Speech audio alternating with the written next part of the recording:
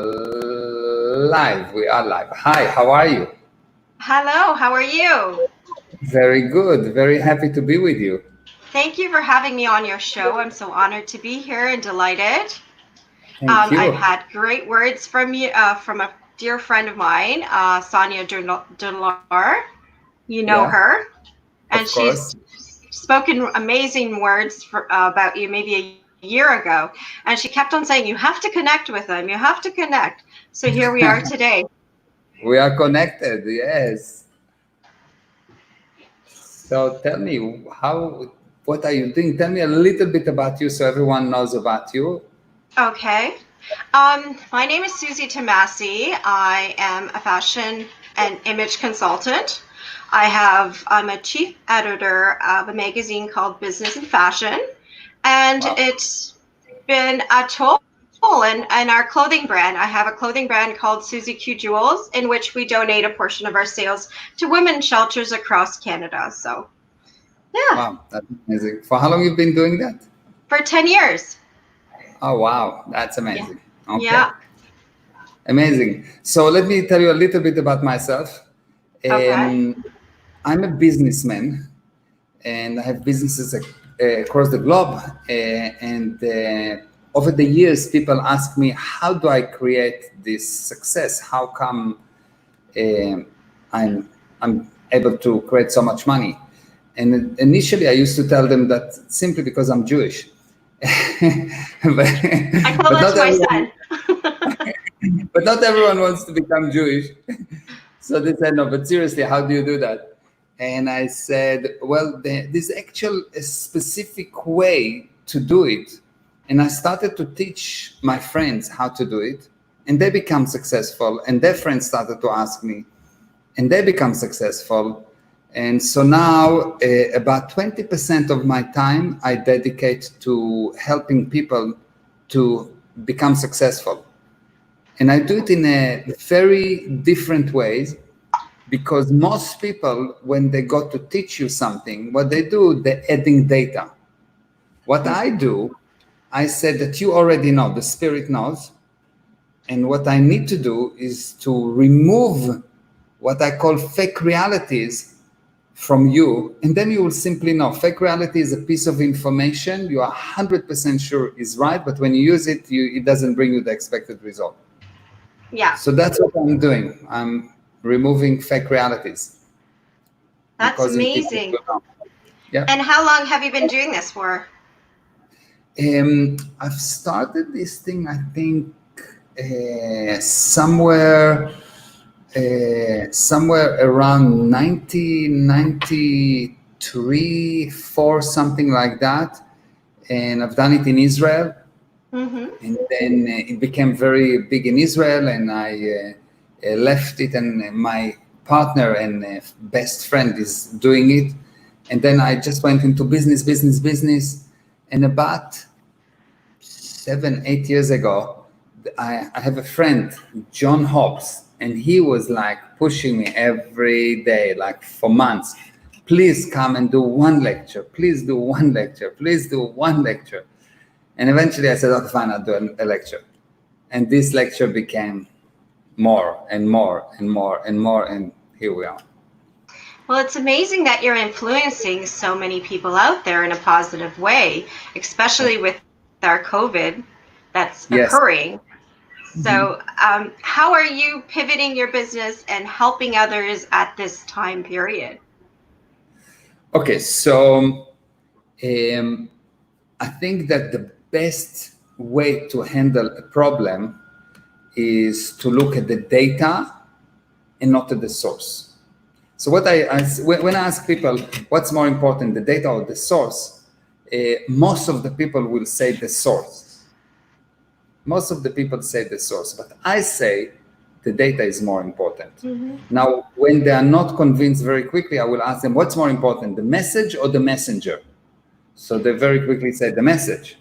Mm-hmm. So if the message is more important than the messenger, of course, you need to look at the data. Okay? So once you start to look at the data, you will see that how do you know if data is true or false when you hear it?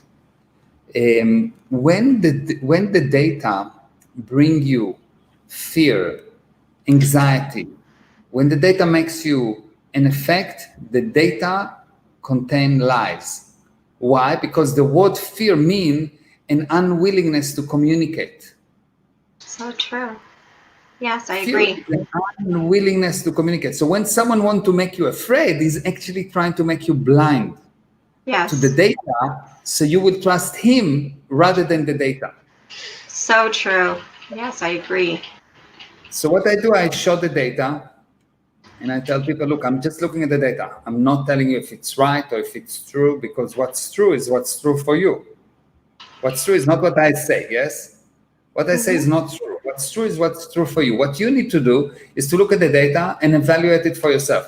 And you need to know, we need to have this, you need to establish that if the data itself make you afraid, you are not looking. You are not looking. Mm-hmm. Yes. So, and the data about COVID is very simple. Okay.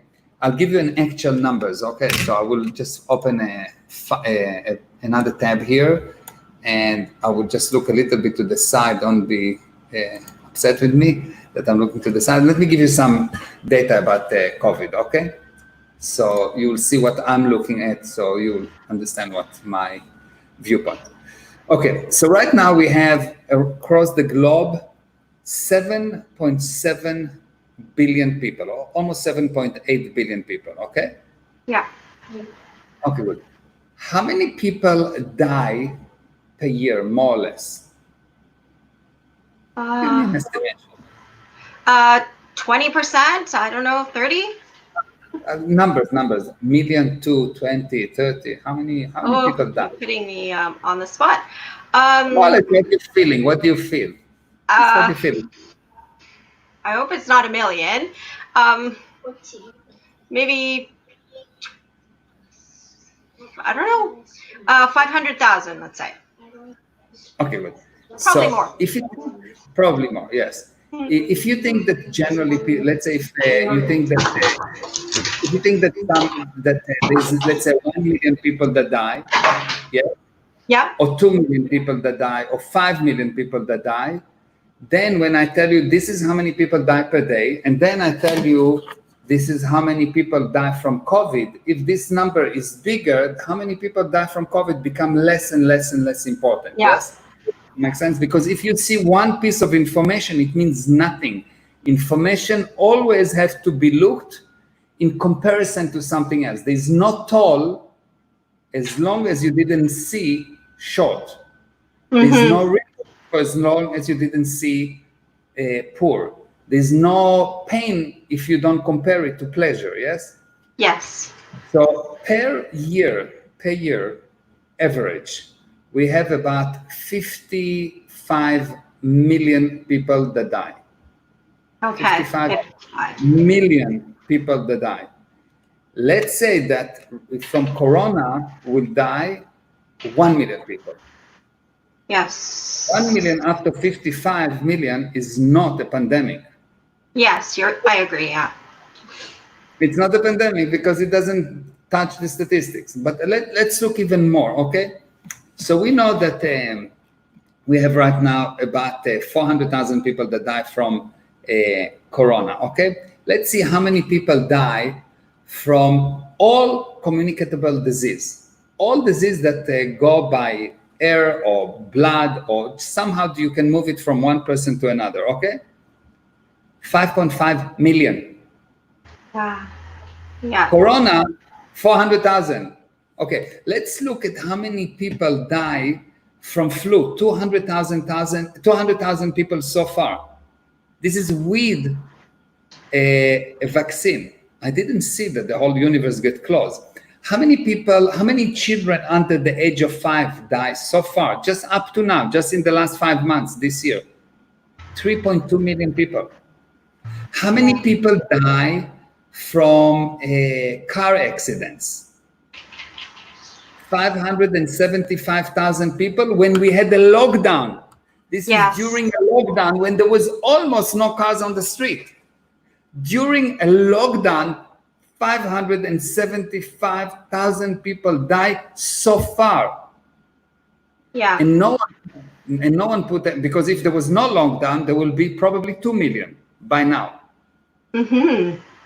And no one put everyone on quarantine because of car accidents. 457,000 people die from suicide. Alcohol, 1.1 million people so far, just for the last 5 months. Death caused by smoking, 2 million people. Malaria, 418. Death caused by cancer, 3.5 million people. AIDS, 700,000 people. So when you look at that, when you look at just number of people that die from corona, you get because it's mean nothing. You see one number and you think it's a lot. Yes. But when you compare it to something else, you start to become intelligent. Yeah. And that's why the media tell you, 440, the number of infected people doubled in the last 3 days. So what? Yes. And I want to tell you, they didn't double the 10 times. What the people that they measure is maybe 1% of the population. So probably the actual number that got infected is 99 times more. Yes. I stopped listening to the media for that reason. Mm-hmm. I agree. Yeah. I don't think that the handling is to stop to listen. I think the handling is to sharpen your ear and don't be impressed. So if someone give you one piece of data without comparable data, without the whole data, he's lying.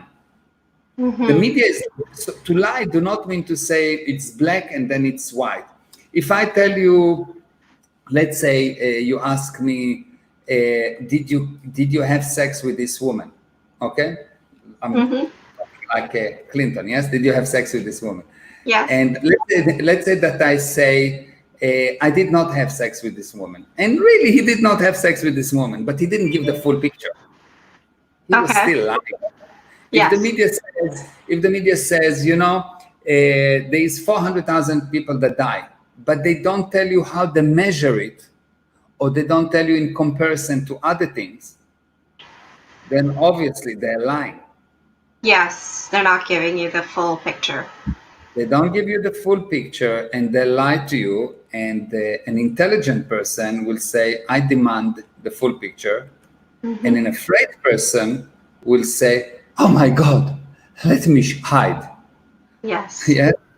So people that are in fear make mistakes. Every mistake you've done when you've been afraid was the bad mistake. So the only true. mistake, the only good decision that you made in your life are the decisions that you had all the data and you had total freedom to decide anything. Then you made good decisions. I agree. So true. Fear had me stuck. Like, I worked in corporate, so I know a lot about finances. And I worked there for 22 years. I was always fearful in leaving my full-time job because it was security. And then when I took that leap, honestly, it was the best thing I did. I let go of the fear, and from onwards, it's just been growing upwards, which I'm very grateful for. Mm-hmm. Yeah, because fear it's a degree of effect, and data give you a degree of cause. When you are afraid, you're an effect. Someone hitting you, and you're running away. When you are at cause, you are creating your future. You're not being the effect of your future. So when you are the effect, your future is, you are the effect of your future. So what happened is, like, who knows? When you're at cause, you're creating your future. How do you create your future? Taking Very action. simple. Mm-hmm. You look at the data and evaluate all the data, not part of the data.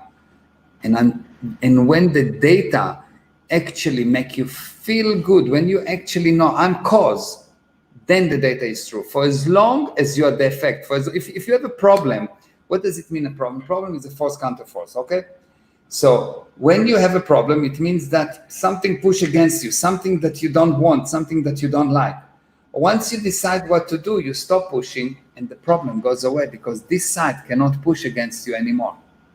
When you stop pushing, when you stop being afraid, pushing or pulling, you actually become cause. You'll see that people resist the situation. People resist data. They don't want to actually look at the data. Yes. Because the data requires for you to become cause. The data requires for you to become cause. So before you will decide I'm cause, which means I will never be afraid, I will never be surrendered to effect, I will never think that my health is more important than my freedom. Me, I'm the boss, and the physical universe is my slave, not the opposite. I'm using the body, I'm not serving the body. I'm looking at the data, I'm using it to come up with ideas and not being afraid by the data. You have to become cause. You have to become cause, especially now. So anyone that invites you to be an effect, he's your enemy. If your husband tell you, don't do that, don't do that, don't do that, don't do that, I'll tell you what to do, I'll tell you what to do, you are not married, you are caged. Yes. There's a big difference between being married and being caged.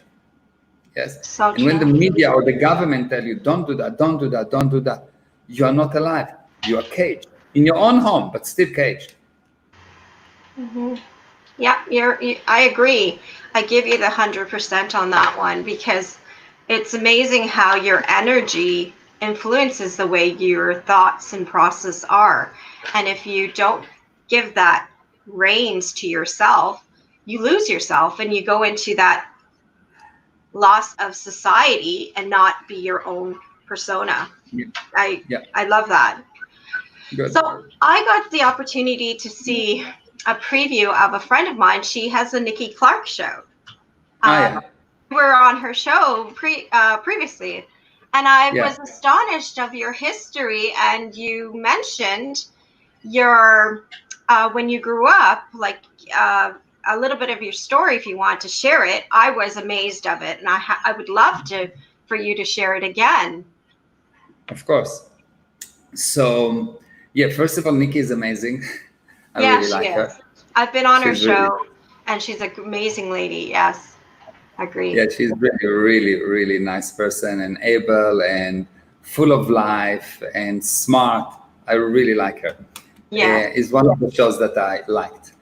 So, my story is actually I was born with my both feet pointing backward, totally backward, not just club foot, but totally pointing backward, like the opposite, like I'm going backward, and I didn't like going backward. So it's the opposite of what we're talking about, right? exactly, it was not exactly. So what they did, they put me in cast when I was 3 days old. They put me in cast. And every 3 days, every 3 or 4 days, my mom would take me in the bus to the hospital that was about 1.5 to 2 hours away. And it was up to the age of 6. She actually picked me up with this heavy cast and took me in a bus to the hospital. They would cut the cast, break the feet, put the cast back on, send me back, and on and off every 3-4 days. And eventually the feet got turned back forward, but I couldn't walk. Yes. So they told me, look, there's no way that you will walk, definitely not do anything physical, anything difficult. And I said, no, the spirit is the boss. The spirit is the boss. I had this thing, I just knew that I'm senior to the body. And because I knew I'm senior to the body, I've started to I just decided that I'm doing everything. I'm doing everything. Whatever other people are doing, I'm doing and better. So when I got to the age of 18, everyone went to the army. I went to the army. And at that time, there was no computers, no nothing. So when the doctor asked me, do you have any problems? I said, no.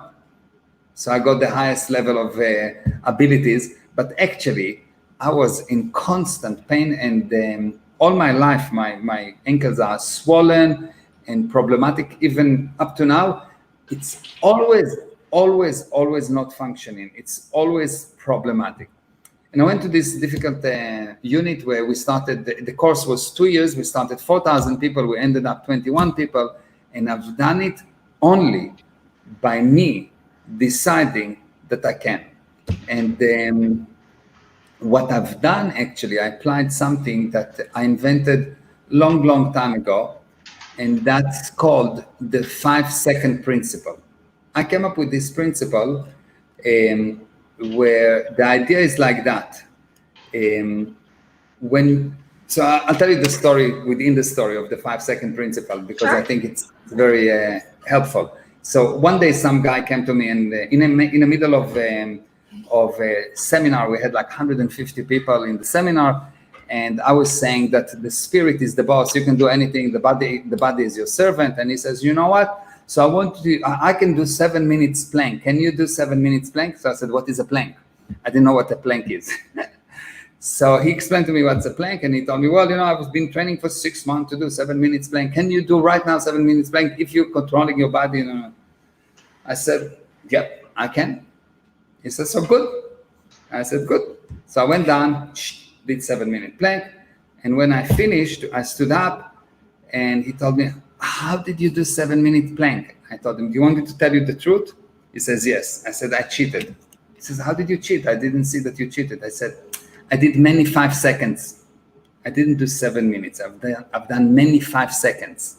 Yeah. And he said, what? I said, so this is the principle that I use since the army, since even before.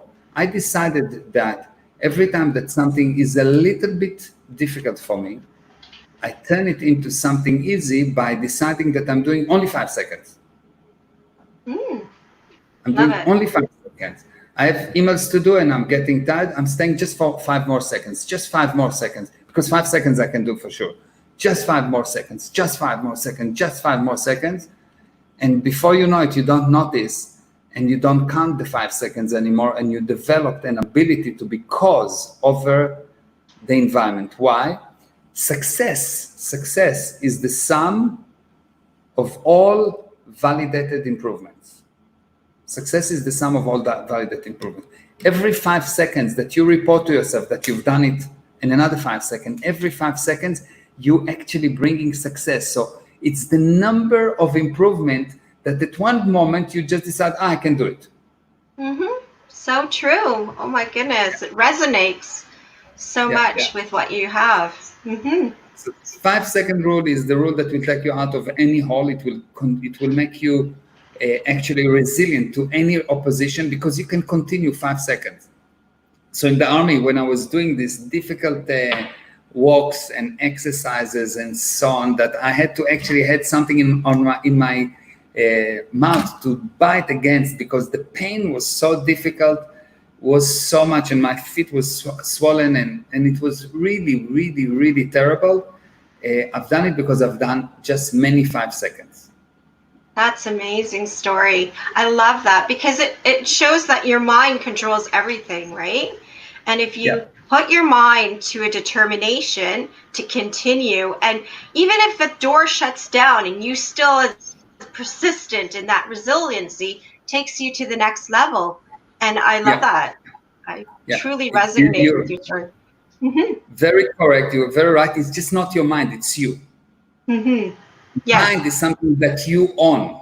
Okay. Your mind is just a series of pictures. It's just a physical dead thing. You, not your mind, not your body. That's why you say your mind. It's belong to something. It's something that you own. It's your pictures, and every second you take 25 pictures, and you have a mind. The mind is just a series of pictures that you take. If I ask you what did you eat this morning, you will tell me. So your mind is something that you own. So it's not to put your mind into it, because your mind actually, the definition of your mind is the sum of all your past.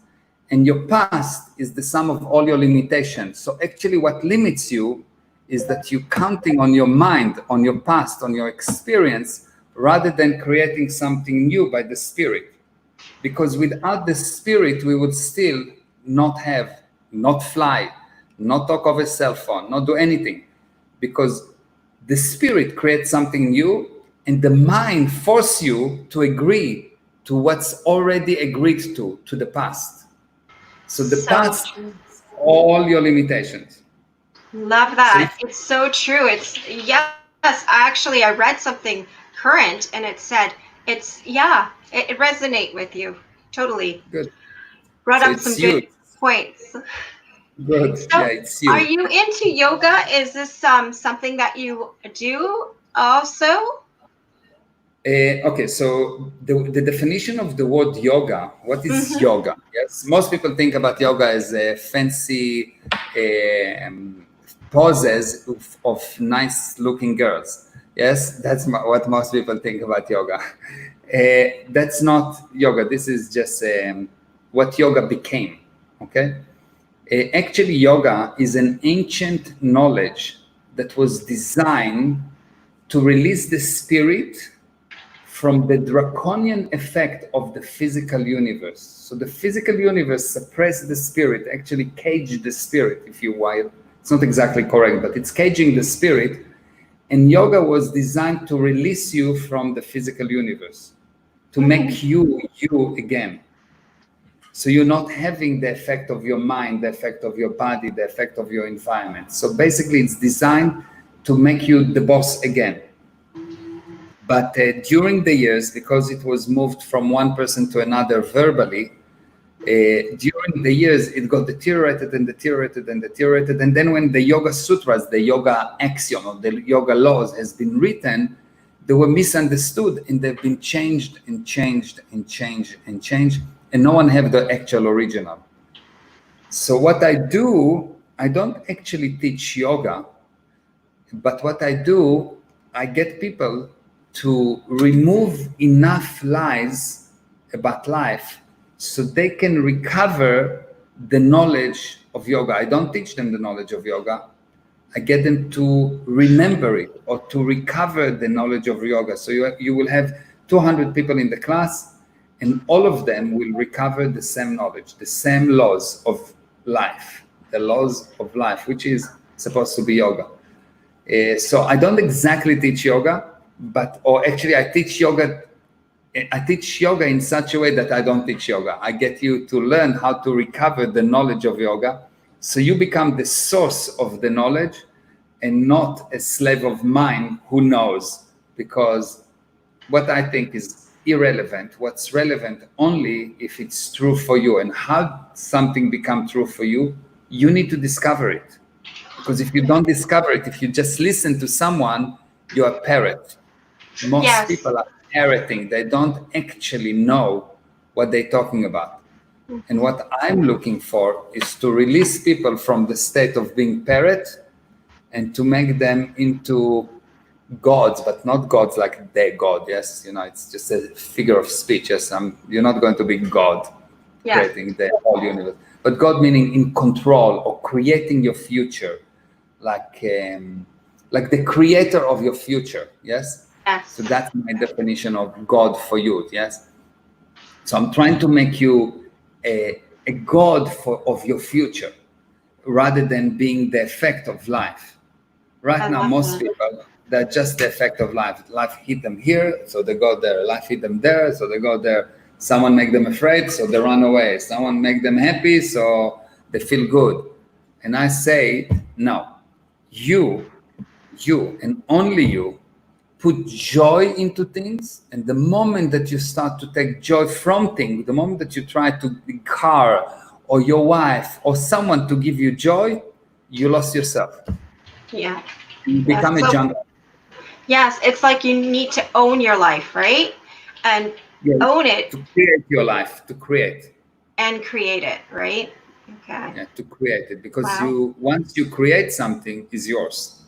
Yes. Yes.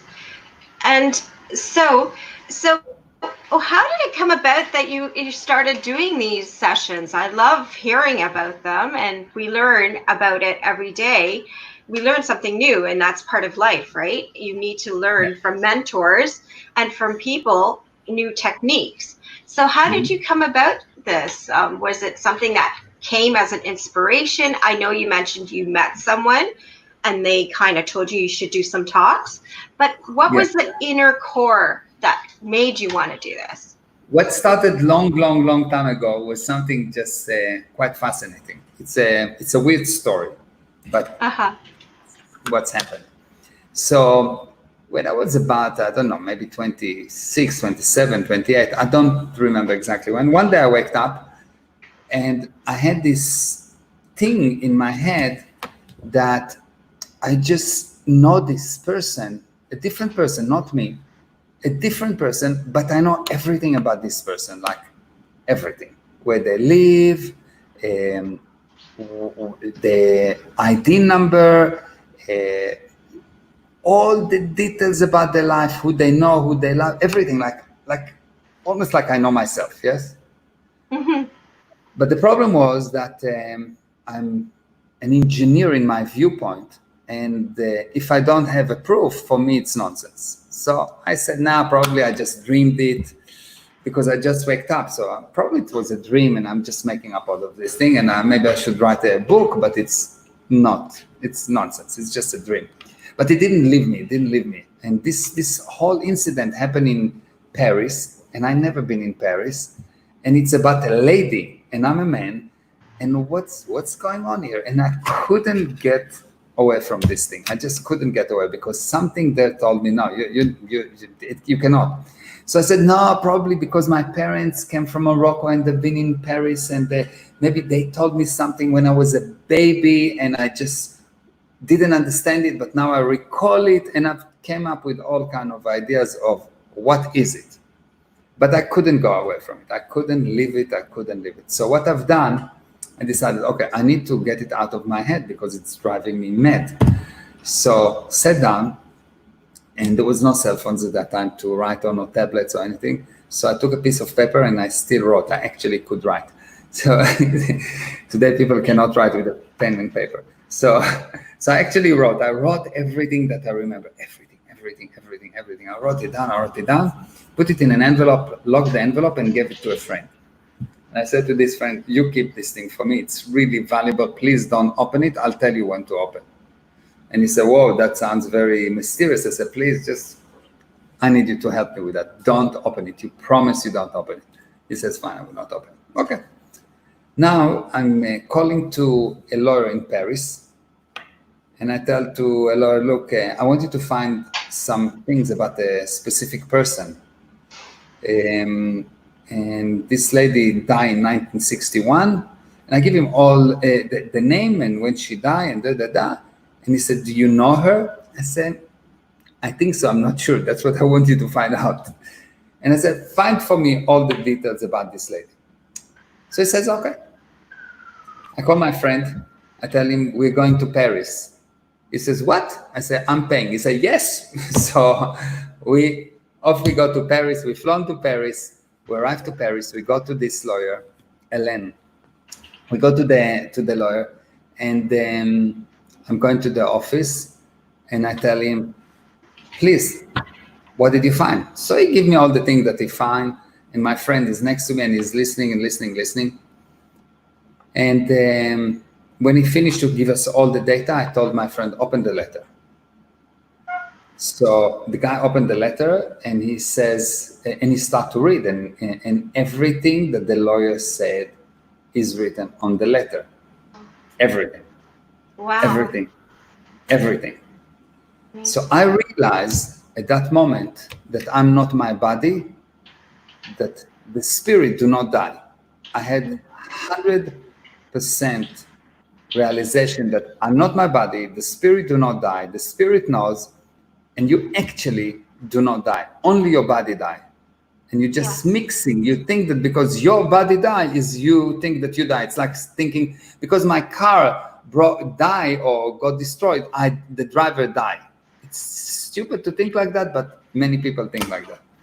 So for me, it was 100% real. It's not like that, but I said, okay, fine. So, but it's for me, maybe yes, maybe not.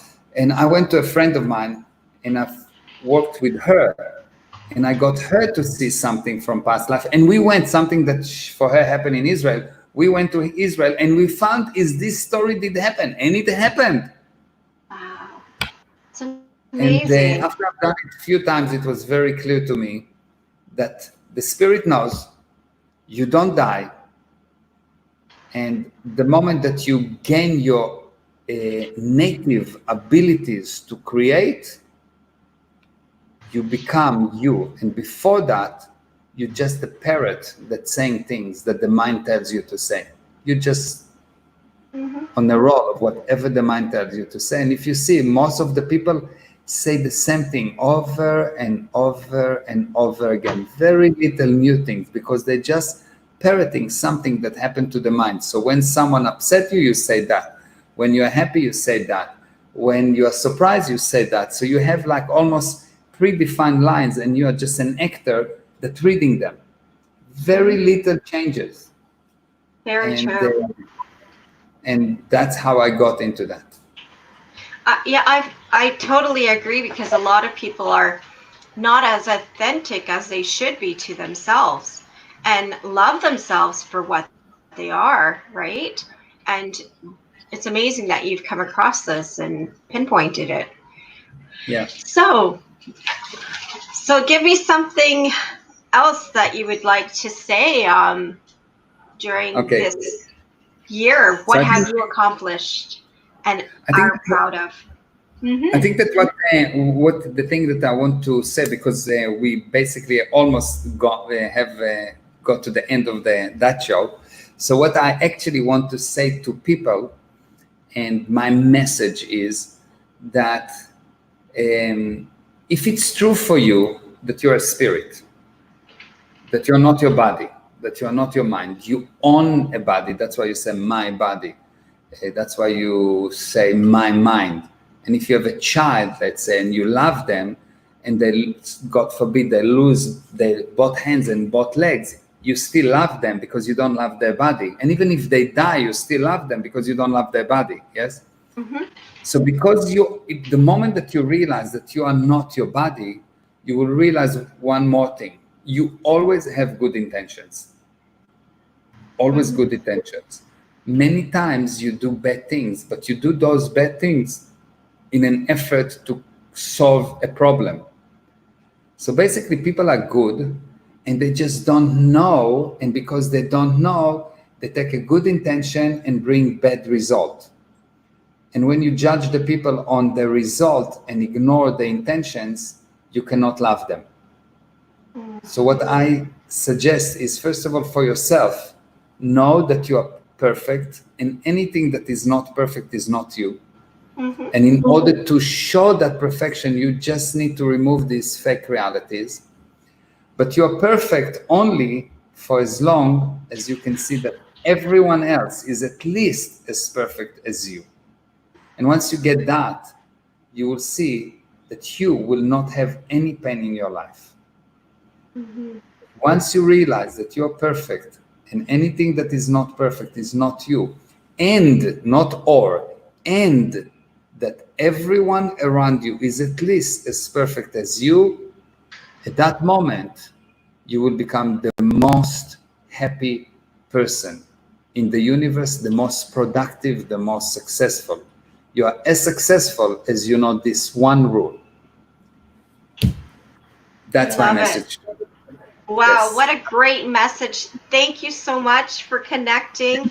It's been like almost a year of hearing from you and finally being a part of your show, and just finding more about you, because it was really memorizing to hear what you say and how it resonates with everyone in a positive way, which I love. Keep doing what you're doing. It's amazing. Thank you. Just before we go, if you want to learn more about what I'm doing, you can join my very free, but not easy, webinar. It is www.meirezra.com/yoga. If you're listening to me on Instagram, the link is in my bio. Otherwise, on Facebook and on YouTube, the link is on the screen. You can just go to my website, meirezra.com. You will see the registration point. So register is free. It will definitely be something that you will maybe don't like, but you will love the result. Why you will not like? Because it requires some looking. It requires And some confront. It requires some moving of furnitures in your head. If you want to come and listen to the same thing that you already know, don't. You're wasting your time. But if you are willing to come and change your viewpoint and actually bring result in your life, come. You will thank me. Thank I you will very much. share it for sure. I'd love to do an article on you on Biz and Fashion. We will connect separately. And it Yep. was an honor to be here. Thank you. Thank you. Thank Thank you you so very much. much for joining me. Thank you for Sonia for connecting us, and for Amit and Swapna for arranging all the administration in the background, and Shamaya, that I don't know even if you know that she's controlling everything. And for everyone that joined, and everyone, please, please, please share. It's okay to share. It's actually helping people. Yes. And the most, thank you for my son Gal that helps me with everything I do. And thank you for being on the show. Thank you very much. Thank you so much. So follow me also at Suzy Q Jewels or Suzy Tamasy. It was an honor to have you with your positive energy and empowerment. I really resonated. It's just like you completely touched my heart, because a lot of the topics that you deal with really resonated with me. So thank you. Thank you. Have a Thank you good very day. much. Okay, Bye. bye-bye. Bye. Bye-bye. Okay.